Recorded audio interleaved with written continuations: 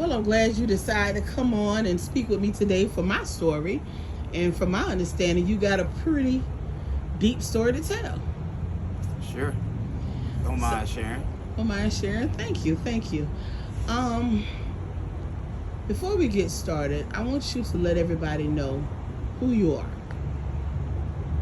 Well, I'll give you what they call me out in the streets, out in the world. I will not give you my government. They call me C. Rollo. C. Rollo. Okay. Okay, C. Rollo. I see your shirt said they not like us. What does that mean? They not like us. Ain't now city, no people all the way around the world that you can compare to people from Jacksonville. Oh, really? So they not like us. They not like us.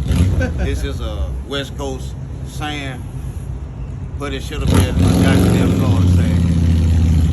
Because honestly, nowhere around the world are they like us in the state of Florida, in Jacksonville, Florida. Nowhere. Nowhere. Okay. So tell us a little bit about your story. You know, do you have any brothers or sisters, or?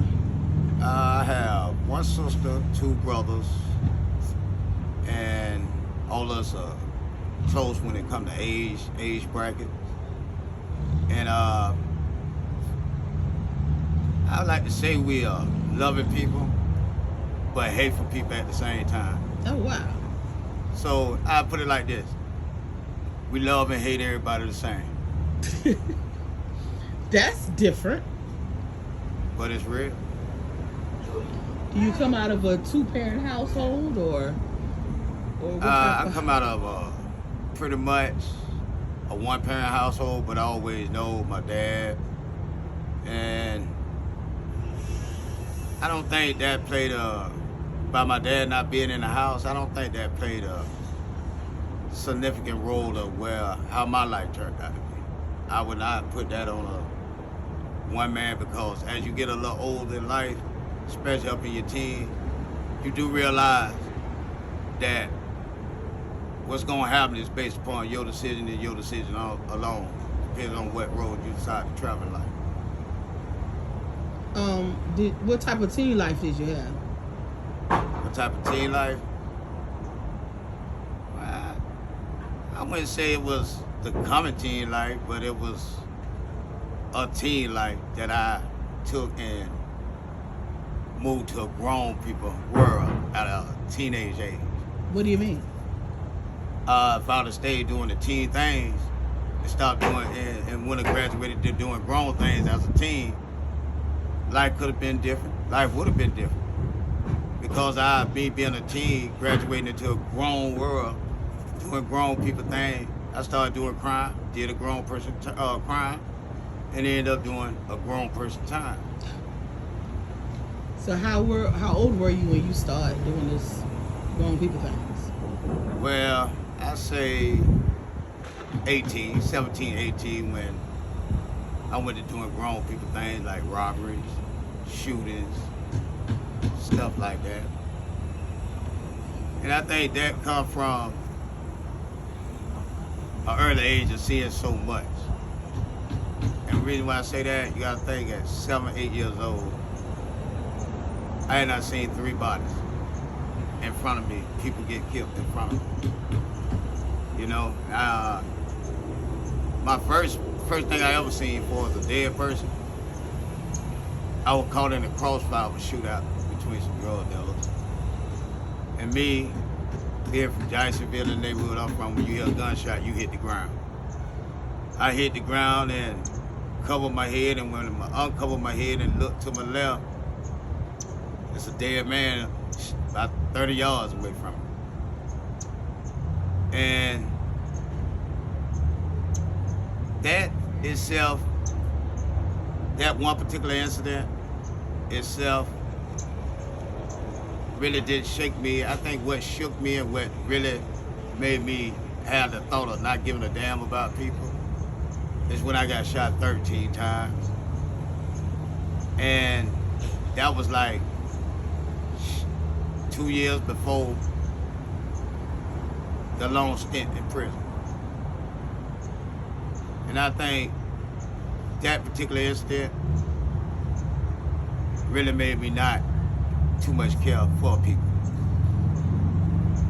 What led up to you being shot 13 times? Somebody robbed me for nothing but $34 and some change. And they didn't even get the money, just open fire because I had a reputation of hurting people.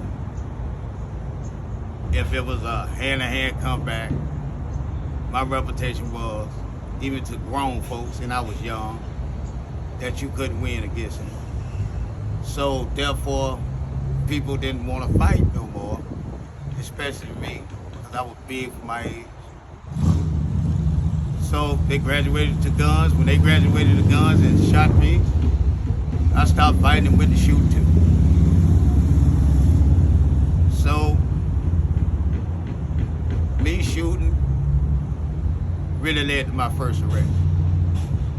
And I'd probably still be in prison right now if we didn't have the New Orleans law where somebody don't come forth in 30 days, they release you. If somebody would have came forth in them 30 days, I'd probably been looking at a natural life sentence. But through the grace of Jehovah, nobody showed up. So was that the end of your whole prison stint, or? No, that was just the start of it. That was the start of it. If I'd have took a lesson then and turned myself around like I turned myself into it, there wouldn't have been no prison stint. Because you gotta think, I didn't come from people that didn't care about people. My mom, she's probably the best mom somebody could have. Because one thing I can say about her, she was always honest and direct with you. She wasn't gonna water nothing down. And I think pretty much that's what I get a lot of my personality from.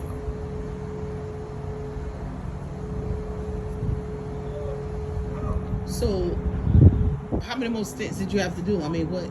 I can't even count. I don't even count. I just know ain't no more stints. What advice do you have for the young ones that's out there now so they don't, The advice I have for the young ones out here now, stay on social media.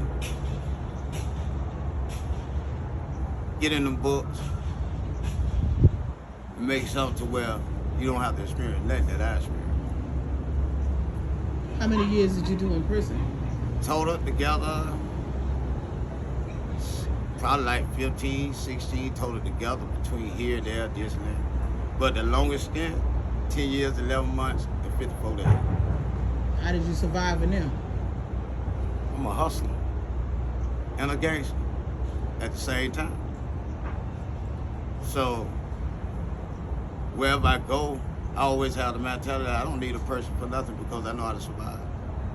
And being from here, Jacksonville, Florida, I don't know about nowhere else in the world, but right here, it makes you survive out here. So if I went to prison, I'm gonna survive. Because in them situations, jail, prison, all that, I look at things totally different than a lot of people do, I think. In those situations, everything is a life and death situation. And I like to live.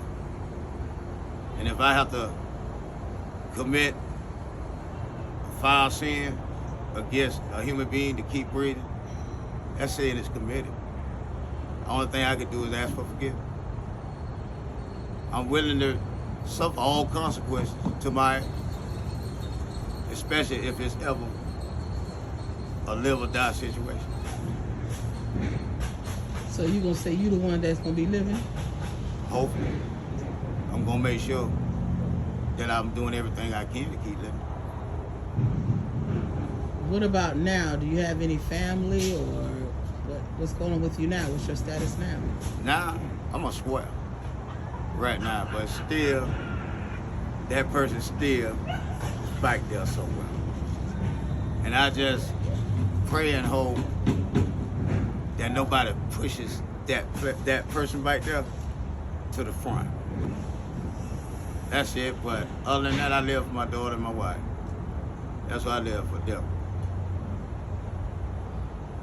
Okay, Mr. C. Rollo, it was nice speaking with you. Is there anything you want to let anybody out there in the world know about you? Or is there any advice you give these young people and people that's out there who may have did prison time in their lifetime or did had challenges in their lifetime? Is there anything you want to say to them out there? Play fair, and it'll be fair.